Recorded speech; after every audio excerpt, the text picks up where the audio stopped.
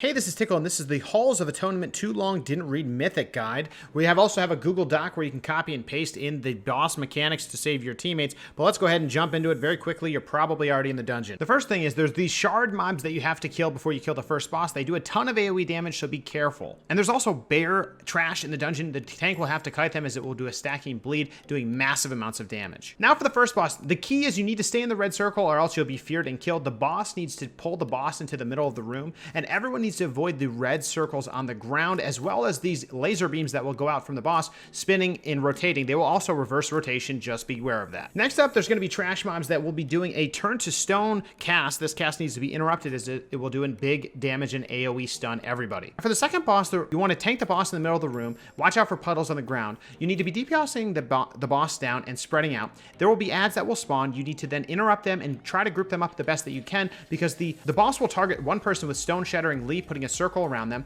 That person needs to stack on top of the dead ads. If they do, the boss will jump and shatter the ads. If he doesn't, they will respawn. For the third boss, there will be 4 blood pillars in the room. While you're DPSing the boss and interrupting its cast, there will be an ad that will spawn. It will fixate on one person. That person needs to kite the ad into the pillar. The best way to do that is just stand behind the pillar. That will make the ad come to you and walk through that pillar and die. Otherwise, just watch out for the swirlies on the floor. For the last boss, the tank needs to tank it in the middle of the room. Healer needs to heal through dot damage and a lot of damage that's going to be coming out. Everyone else will need to watch for the statues that will be flying around the room and the frontal cone from the boss. Once the boss pushes the statues away from him, he will use Ritual of Woe, which will channel to the statues, doing raid-wide damage. Everyone in the party needs to be standing in front of one of the pillars, otherwise you will die. Otherwise, you want to definitely dodge the pillars at the best that you can and just DPS the boss down. And lastly, if you are Venther, you can take control, and there will be an on-use button that will pop up on your screen to take control of certain ads. Press that if you want. It will help you do damage and help you throughout the dungeon for a limited time. Now that's a Too Long Didn't Read guide for Halls of Atonement. I want to thank you for showing up. We have all the different dungeons down below in the description. Make sure to check those out. Let me know if there's anything else that's missing from this. This is a very quick guide, and definitely check out the Google Doc, check out our Discord, come hang out on stream every day 9 p.m. Eastern Standard Time, and thanks to the Patreons, thanks to the subs.